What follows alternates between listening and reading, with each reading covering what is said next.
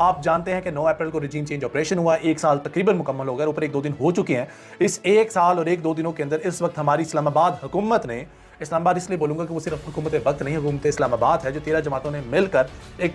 26 kilometre का रकबा जो है ना कवर किया हुआ है। लेकिन अब इनको कौन समझाए कि जनाब वाला ये मुल्क पाकिस्तान डिजिटलाइज हो चुका है, जहां पर जो भी आप वजारत खजाना से फंड रिलीज करवाते हैं वो रिकॉर्ड का हिस्सा बनता है। ना सिर्फ वो रिकॉर्ड का हिस्सा बनता है बल्कि वो आपके गले की हड्डी भी बनता है। अब यहाँ पे चीज़ ये है कि वज़ीर आज़म शहबाज शरीफ और वफ़द के मौजूदा माली साल के 9 माह में गैर मुल्की दौरों पर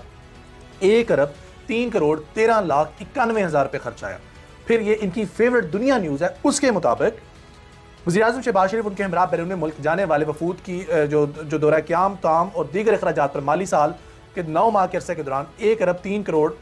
13 लाख 91 हज़ार जो सिर्फ 9 माह में अखराजात हुए हैं, बल्कि इसके साथ साथ बैरून मुल्क दौरों पर मुख्तलिफ अदायगियों, एहतियात, रजिस्ट्रेशन व फीसों की मद में 84 करोड़ 9